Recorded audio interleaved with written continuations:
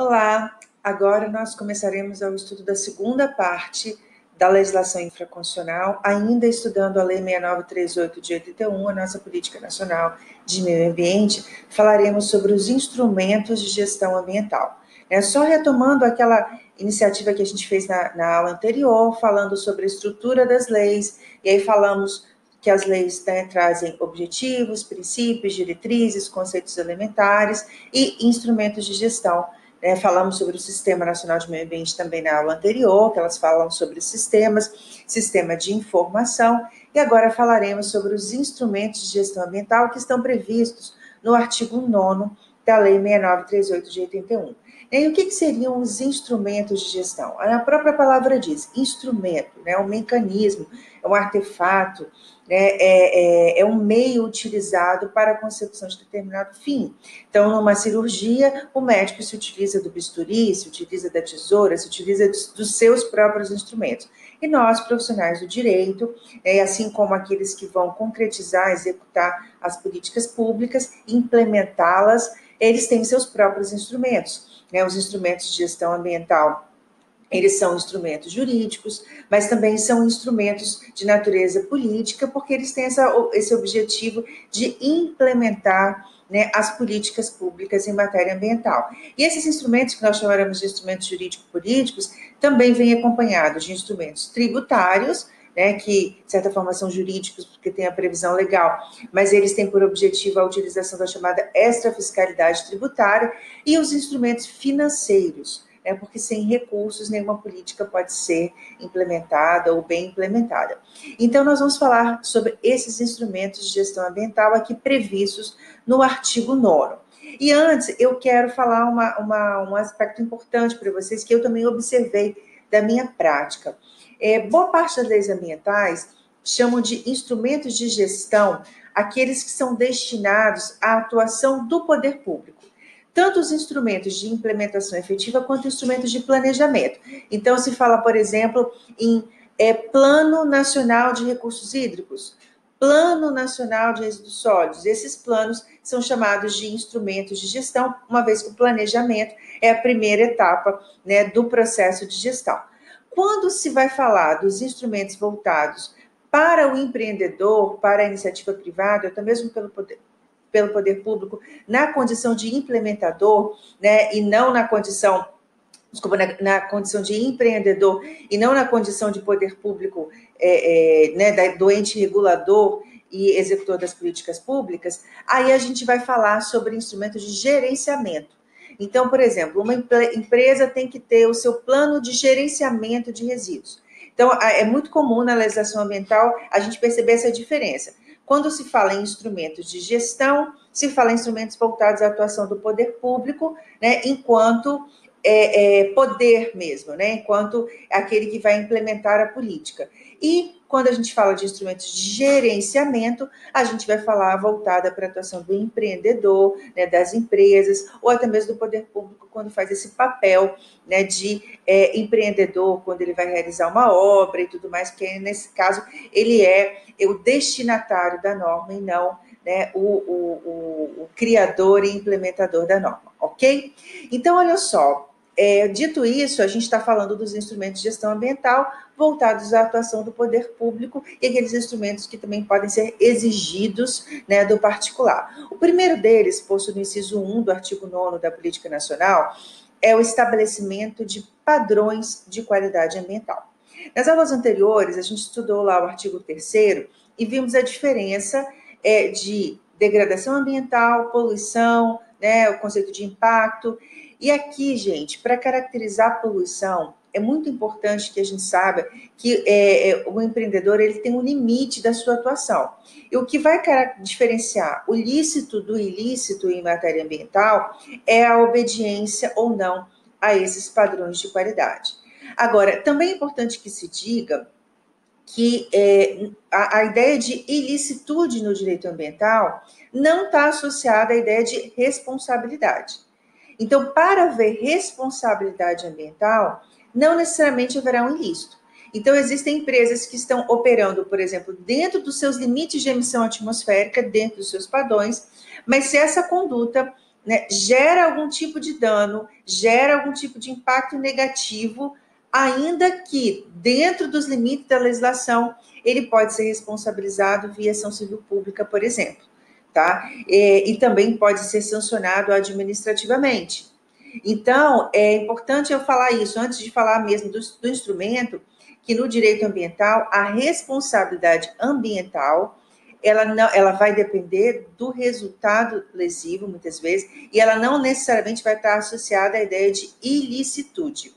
Empresas que muitas vezes operam dentro dos padrões, porque a gente tem casos em que as resoluções que impõem esses padrões estão desatualizadas. Então, mesmo empresas que estejam atuando dentro do padrão, se a sua atividade representa algum tipo de impacto negativo, representa dano, caracteriza-se como poluição nos termos do artigo 3º, ainda assim poderá haver responsabilidade ambiental, porque como a gente viu quando estudamos responsabilidade, a responsabilidade no direito ambiental, ela decorre da teoria do risco integral, né? E aí é o chamado risco do negócio. A pessoa exerce a atividade, então se ela está sujeita a causar algum tipo de impacto, ela vai responder por isso, ok?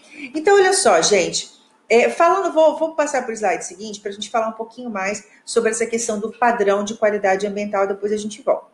O que são os padrões de qualidade ambiental? São limites impostos pelo poder público por meio da legislação, e aí quando eu falo legislação, eu falo legislação lato sensu, que envolve resoluções dos conselhos de meio ambiente, que são o principal instrumento de imposição de normas e padrões de qualidade ambiental, né? Nós vimos, quando estudamos as atribuições do CONAMA, que o estabelecimento de normas e padrões de qualidade ambiental são uma das atribuições não consultivas, mas dispositivas, atribuições que vinculam, né? Ou seja, são atribuições que ele é um conselho consultivo e deliberativo.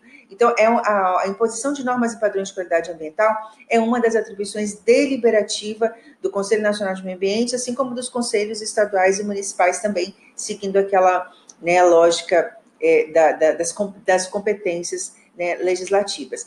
Então, gente, essas normas e padrões, então, são os limites. Então, se a gente sabe, por exemplo, que uma atividade, ainda que privada, ainda que produzida por um indivíduo, ela pode gerar, durante o dia, o limite de ruído de até 55 decibéis e à noite de 50 decibéis, é porque existe uma norma, uma resolução do CONAMA que impõe esse limite.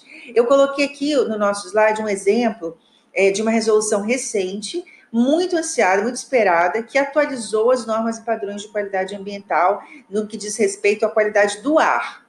Então, no que diz respeito às emissões atmosféricas, né, a poluição que a gente tanto sofre aqui no Espírito Santo com ela, nós temos aí padrões de qualidade do ar, ou seja, né, existem instrumentos que aferem como está a qualidade do nosso ar, né, e existe um limite, acima disso já caracteriza, né, a poluição, e existem também os padrões de emissão, são dois padrões diferentes, o padrão de qualidade, como está a qualidade do ar, e o padrão de emissão, que é o quanto aquela determinada chaminé, né, aquele escape da indústria, ele vai emitir de poluentes, e são padrões diferenciados, tá?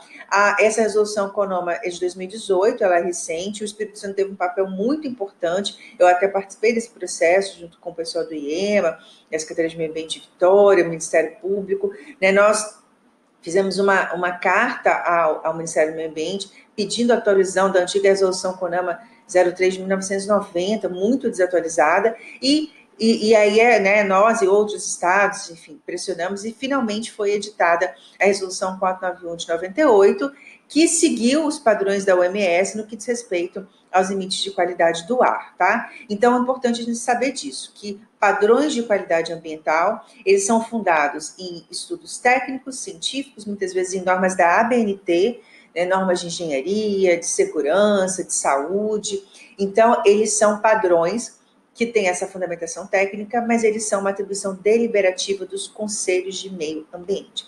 Voltando aqui, então, para o artigo 9º, no inciso 2, a gente tem o zoneamento ambiental. Eu até coloquei aqui no quadro um mapinha, né? Já falei sobre isso com vocês também, né, em sala de aula.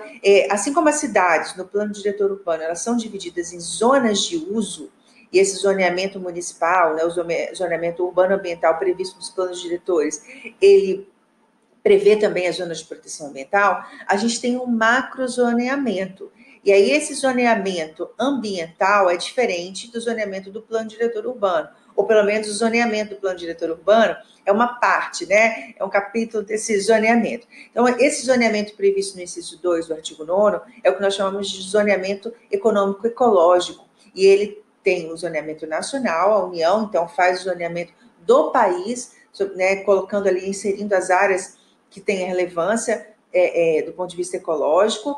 Os estados, seguindo o macrozoneamento nacional, também fazem essa delimitação, e os municípios, que ao fazer o zoneamento ambiental, né, urbano ambiental dos seus planos diretores, precisam levar em conta esse zoneamento econômico-ecológico nacional e o estadual, tá? E aí estão inseridas todas as áreas protegidas, ou que devem ser protegidas, né? E aí todo tipo de proteção. Entram as áreas de reserva legal, entram as APPs, entram as unidades de conservação, entram as áreas verdes especiais urbanas. Então, assim, todo tipo de proteção ambiental é preciso que ele esteja inserida nesse zoneamento, ok? Depois a gente tem no inciso 3 a avaliação de impactos ambientais, tá, gente? A avaliação de impactos ambientais, até coloquei um livro que é muito utilizado, né, do Luiz Henrique Sanches, sobre esse tema da avaliação dos impactos ambientais, mas o que eu queria falar sobre isso, gente, é que a avaliação, tal como ela aparece no inciso 2, ela tem um sentido extremamente amplo. Ela é como se fosse o gênero do qual fazem parte os estudos ambientais. Então, por exemplo, o EIA-RIMA, que nós já vimos, né, o Estudo de Impacto Ambiental e seu respectivo relatório de meio ambiente, o estudo preliminar de impacto ambiental, enfim, os diversos estudos ambientais, eles compõem esse macroinstrumento que seria a avaliação de impacto ambiental. Ela tem critérios técnicos, né, ela tem metodologia para fazer essa avaliação, e ela compõe o que nós chamamos de análise de risco ambiental, né? A obrigatoriedade de se fazer a avaliação de impacto prévia, ela tem fundamento constitucional, lá no artigo 225, inciso 4, parágrafo 1º, inciso 4, e ela faz parte dessa obrigatoriedade de avaliação preventiva de risco. O fundamento dela são os princípios da prevenção e da precaução, quando você vai avaliar, né, os riscos controversos, enfim, os riscos incertos, ok? Então, esse inciso 3 diz respeito à avaliação de impacto ambiental, na qual estão inseridos todos os outros estudos de avaliação preventiva de riscos e danos ambientais. O 4 fala do licenciamento e revisão das atividades efetivas potencialmente poluidoras. Nós não vamos falar sobre isso agora, porque o licenciamento ambiental ele é considerado o mais importante instrumento de gestão ambiental. Ele é muito importante porque ele permite avaliação preventiva, concomitante e posterior das atividades. Talvez seja um instrumento que melhor atenda ali às disposições do artigo 225, parágrafo 1º, inciso 4, né, que impõe o dever de avaliação prévia da realização do estudo de impacto ambiental, a publicidade. Então, é o licenciamento que vai concretizar esses princípios, principalmente o princípio da prevenção. O princípio mais associado, mais diretamente associado ao licenciamento ambiental, é o princípio da prevenção. E por isso, por ele ser tão importante, a gente tem uma aula específica sobre ele. No nosso programa ele está até com uma unidade separada, mas eu vou falar dele em seguida. Assim que a gente falar dos instrumentos de gestão, eu paro para falar só sobre o licenciamento, até pela correlação lógica. E o licenciamento, então, ele é muito importante, né, para o direito ambiental. Falaremos nos próximos capítulos. Depois a gente tem incentivos à produção e instalação de equipamentos, criação ou absorção de tecnologia voltados para a melhoria da qualidade ambiental. E aqui a gente já começa a ter alguns instrumentos de natureza, não só o poder de polícia, incentivos negativos, mas incentivos positivos, através da chamada tributação ambiental, né, da possibilidade do pagamento por serviços ambientais. Então, é preciso que o poder público crie políticas de incentivo, e nós temos, a gente tem, por exemplo, a lei 12.349, que é uma lei que busca o incentivo a lei do incentivo à pesquisa, ao estudo, a pesquisa e a tecnologia no Brasil, que incentiva a pesquisa e o desenvolvimento tecnológico nessa área, né, de proteção ambiental. Então, assim, esses incentivos podem vir por meio dos instrumentos legislativos, instrumentos tributários e instrumentos econômicos, tá?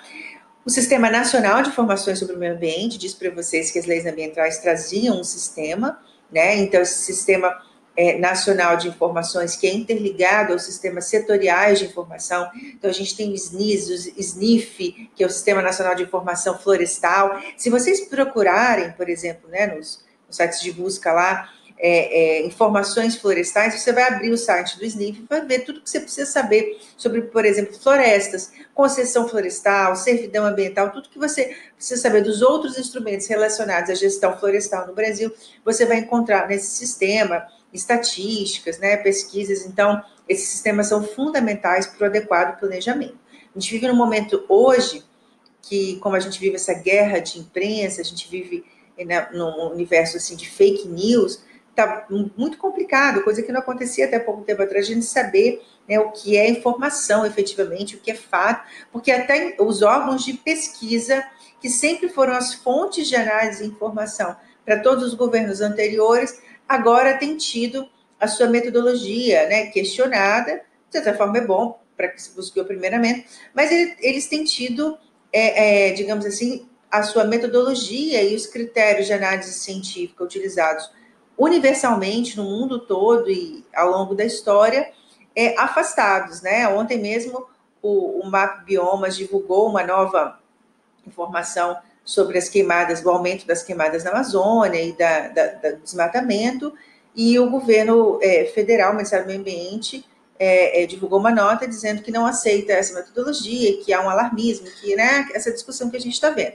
Então, essa questão da informação na natureza ambiental é algo que está muito complicado no momento atual, porque a gente já não sabe mais o que é informação, né, o que é fato, o que é fake, e aquilo que historicamente, de acordo com toda a metodologia desenvolvida ao longo dos séculos para a pesquisa científica, tem sido politicamente atacado. Então, aquele núcleo de segurança jurídica que se tinha, que era um núcleo científico, né, aquela metodologia segura que formava todas as políticas ambientais mundiais, às vezes até fotografias, imagens, está se negando até mesmo aquilo que se pode ver.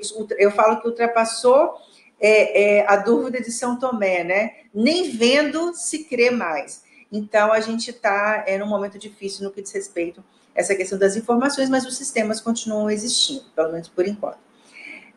Depois a gente tem o Cadastro Técnico Federal de Atividades e Instrumentos de Defesa Ambiental. Isso é muito importante, se ter um cadastro das atividades poluentes, as atividades com potencial de impacto, que estarão sujeitos a licenciamento, porque isso favorece tanto para o empreendedor, porque as informações que ele já prestou, ele só vai precisar atualizar. Então, isso, enfim, facilita, e facilita também para os órgãos de controle, no exercício do poder de polícia. Então, é muito importante que se tenham esses cadastros. Além disso, a gente tem outros cadastros no direito ambiental muito importantes, como é o caso do CAR, o Cadastro Ambiental Rural, que foi fundamental para se traçar um panorama da situação ambiental no Brasil, né, das áreas protegidas, das áreas degradadas, daqueles que respeitavam ou não as suas respectivas reservas legais, e foi fundamental também para atualizar o próprio sistema registral, que havia um problema de conflitos, sobreposição de área. Então, ele teve muitas finalidades aí, o Cadastro Ambiental Rural, que foi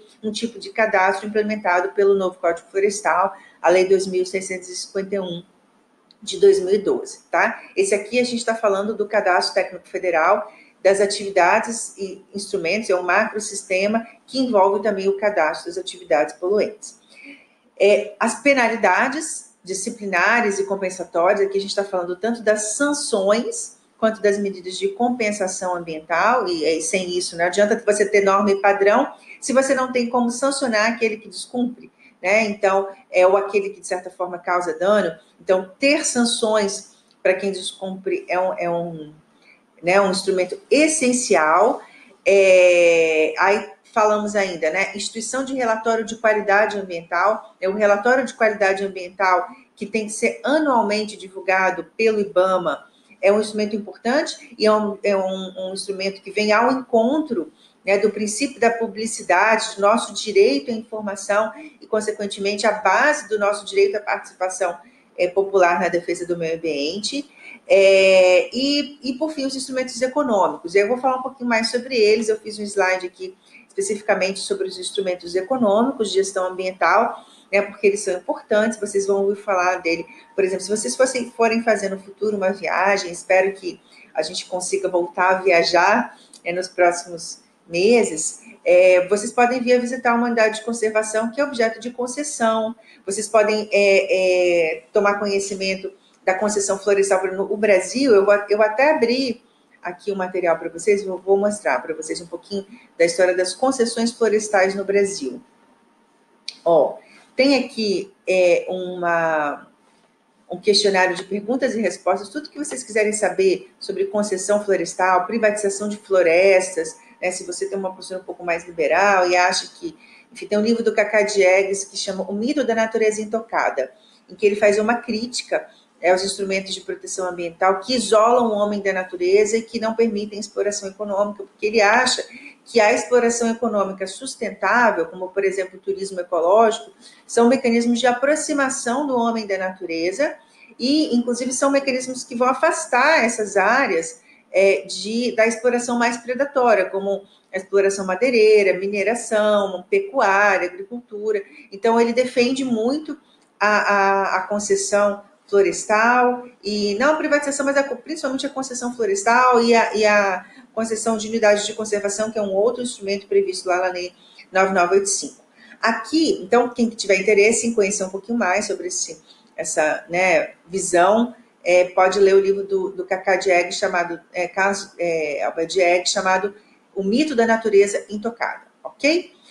Concessão florestal, ó, aqui a gente já tem nas perguntas e respostas. Ele faz uma diferença de concessão florestal para privatização de florestas. Professor, onde é que eu acho essas perguntas e respostas? Eu vou colocar o link para vocês no nosso planejamento, mas está lá no SNIF, que é o Sistema Nacional de Informações Florestais. Lembra que eu falei para vocês que nós tínhamos sistemas de informação? Então, todos os dados, informações que vocês quiserem ter, vocês precisam acessar, então, os sistemas de informação. Esse aqui, o SNIF, é o Sistema Nacional de Informação Florestal. E aí você vai achar esse questionário de perguntas e respostas. Então, concessão florestal é o direito que o governo federal, o estadual, tem de conceder a particulares, mediante licitação, para a exploração de produtos e serviços a uma determinada floresta pública, mediante o sistema de manejo florestal. Então, se tem, por exemplo, uma indústria de cosmético que utiliza os produtos da floresta, castanha, babaçu, açaí, uma indústria de alimentos, e ela quer participar de uma licitação de concessão florestal, o governo federal pode abrir a concessão florestal e ela explorar sempre sobre um sistema de manejo sustentável, tá? É importante lembrar, gente, que a exploração econômica das florestas, elas têm limites legais e alguns limites constitucionais.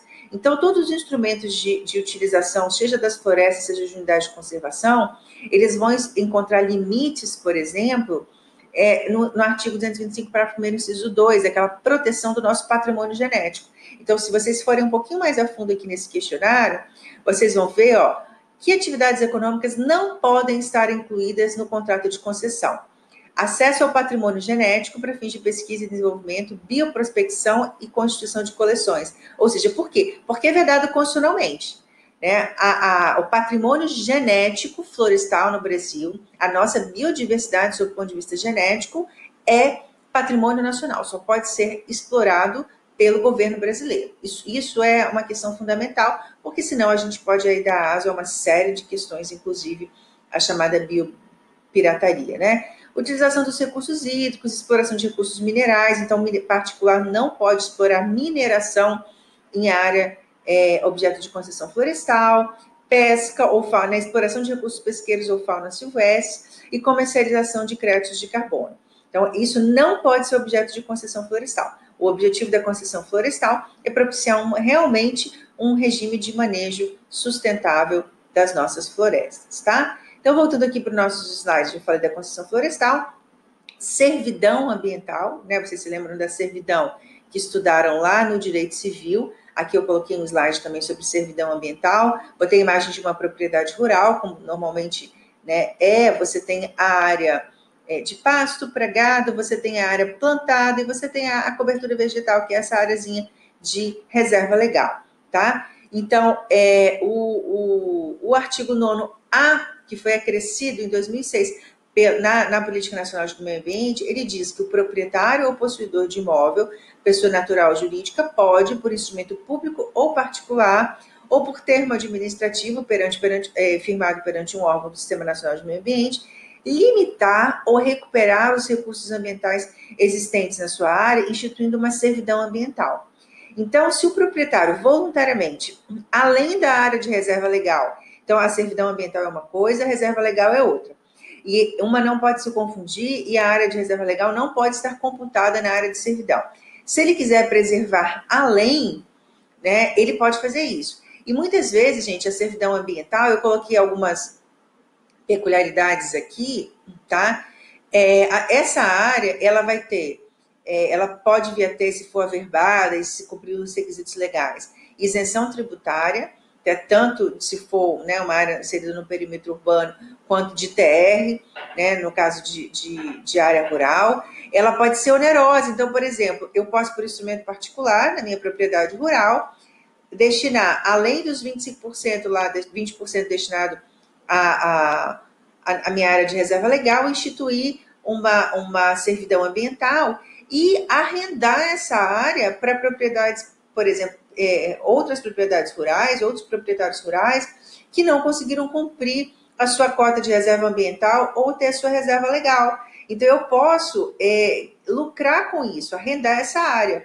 Você não tem reserva legal? Você vai arrendar a minha área, né, e para compensar a sua falta de reserva legal. Isso é possível. Então, eu posso, isso é um estímulo à proteção ambiental para as propriedades que têm ainda grandes áreas ou que se optam por recuperar e com isso ganhar não só a isenção tributária, como também poder ter algum tipo de lucro. Né? Uma outra forma foi um exemplo que eu já dei para vocês, o plantio de culturas que podem ser cultivadas no regime de agrofloresta, agricultura sintrópica, permacultura, né? Eu dei aquele exemplo para vocês do cacau de cabruca, que pode ser plantado debaixo das árvores. Então, quer dizer, eu tive até um cliente que fez isso, né, no interior aqui em Linhares. Ele aumentou, ampliou a área dele florestal para além da área de reserva legal, instituiu uma servidão ambiental e nessa área, como ele pode utilizar para fins de manejo sustentável, ele faz o cultivo do cacau num regime de agrofloresta, né, de agricultura orgânica, sintrópica, e consequentemente ele lucra com isso. E esse cacau dele no regime de cabruca, ele tem uma qualidade superior ao do cacau comum, que fora desse sistema de manejo ecológico, e com isso ele lucrou, ou seja, a proteção ambiental, os instrumentos de gestão ambiental aumentaram significativamente, né, o aproveitamento econômico da propriedade. Então eu digo muito isso para vocês. Se o proprietário rural tiver uma boa orientação, né, um profissional do direito ambiental, para orientá-lo sobre os instrumentos que ele tem à sua disposição, ele pode fazer daquilo que antes parecia um limite, né, um atravancador de desenvolvimento, ser um instrumento de geração de renda, né, e alternativa, enfim, de produção de renda e empregos e outras coisas mais. Então, é um engano se falar que as normas ambientais elas vêm só para limitar, muito pelo contrário, no período de crise elas podem ser uma ótima, né, alternativa. Além da concessão e da servidão ambiental, um outro instrumento ambiental importante é o seguro ambiental, muito importante, porque assim, o seguro, gente, ele é um instrumento de gestão de risco. A gente faz seguro de casa porque às vezes a gente esquece a porta aberta e porque os ladrões têm mecanismos de invadir nossa residência e com isso a gente terceiriza o prejuízo. O seguro do carro é a mesma coisa. Eu posso dirigir bem, mas um terceiro pode vir abalroar o meu carro, pode ser furtado, e por isso eu preciso terceirizar o meu prejuízo. Eu pago uma quantia mensal para caso aconteça algum sinistro, alguém pague por isso. E em matéria ambiental, esse seguro ambiental tem sido condição para o licenciamento de algumas atividades de alto impacto. Porque ao fazer o seguro ambiental, essas empresas ganham, né, asseguram ao poder público e ao mesmo tempo se protegem, reduzindo os riscos do seu impacto. Então, caso aconteça algum desastre, pelo menos tem esse dinheiro aqui, né, do seguro para reparar. É claro que, a depender do desastre, o valor do seguro não cobre nem um milésimo, né, como aconteceu no caso da Samarco. Eles tinham um seguro ambiental, mas quando aconteceu o desastre de Mariana, os impactos foram tão catastróficos e os reflexos tão gigantescos que o seguro ambiental, né, não deu para pagar uma parcela mínima. Mas ainda assim, não acredito que eles tenham se arrependido de fazer o seguro ambiental, porque esse seguro vai assegurar a reparação de danos através de garantias, e existem órgãos ambientais aí já exigindo seguro ambiental para algumas atividades.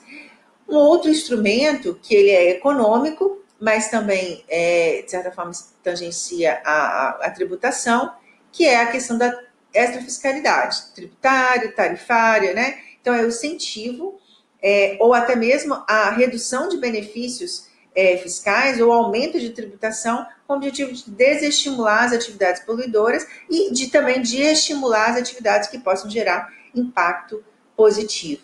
Então, esses são alguns dos instrumentos econômicos previstos aqui no artigo 9º da Política Nacional de Meio Ambiente, ok? Com isso, gente, a gente encerra essa parte dos instrumentos. Na próxima aula eu vou falar sobre licenciamento ambiental, que é um instrumento muito importante, que merece um capítulo à parte. E para finalizar, a gente vai resolver duas questõezinhas rápidas, na verdade, 3 questões rápidas sobre a Política Nacional de Meio Ambiente, questões objetivas, só para vocês terem uma ideia de como esse conteúdo é cobrado, né, nas provas e concursos, ok? Então, vamos lá. A Lei 6938, de 81, que cuida da Política Nacional de Meio Ambiente, além de apontar a estrutura de alguns órgãos públicos, trouxe ainda os denominados instrumentos de política ambiental. São denominados instrumentos da política ambiental, exceto a. Reservas de extrativismo vegetal, b. Padrões de qualidade ambiental, c. Licenciamento ambiental e d. Cadastro técnico federal. Qual vocês marcariam? A resposta correta é a letra A. Reserva de extrativismo vegetal não está colocado aqui não está colocado no artigo 9º da Política Nacional de Meio Ambiente como instrumento de gestão ambiental. Embora o artigo 9º também preveja a criação de espaços territoriais especialmente protegidos, ou seja, as unidades de conservação e outros espaços, como um instrumento de gestão ambiental, mas não aparece essa figura da reserva do extrativismo vegetal, ok? Próxima questão, então. Passa aqui para 8. Aqui, ó. CESP, questão do CESP, tanto a de cima quanto a de baixo, são questões da prova de 2019 para procurador municipal do município de Campo Grande, Então, vamos lá. Considerando os aspectos constitucionais relacionados ao direito ambiental, a Lei 6938 de 81 dispõe sobre a Política Nacional de Meio Ambiente, 12.651, 2012, o Código Florestal e as resoluções do CONAMA, julgue os itens a seguir. O estudo de impacto ambiental e o relatório de impacto ambiental são documentos ambientais obrigatórios para a realização do procedimento administrativo do licenciamento ambiental. O que vocês acham? O EIA rima, e são obrigatórios para a realização do procedimento administrativo do licenciamento ambiental. Vamos lembrar o que a gente estudou lá no artigo 225, parágrafo 1º, inciso 4º. Certo ou errado?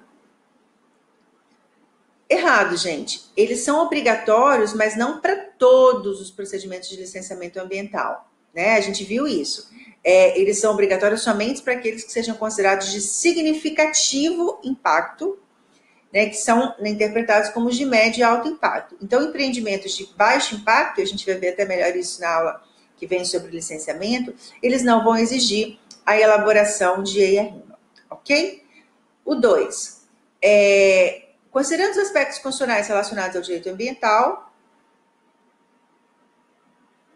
são instrumentos, é mesmo o CONAMA, são instrumentos da Política Nacional de Meio Ambiente, o licenciamento, o zoneamento, a instituição do relatório de qualidade do meio ambiente e a concessão florestal.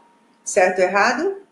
Certo, Todos eles estão previstos lá no artigo 9º, tá, gente? Então, aqui são alguns exercícios só para a gente fixar, Agradeço a atenção de vocês e até nossa próxima aula sobre licenciamento ambiental. Não percam!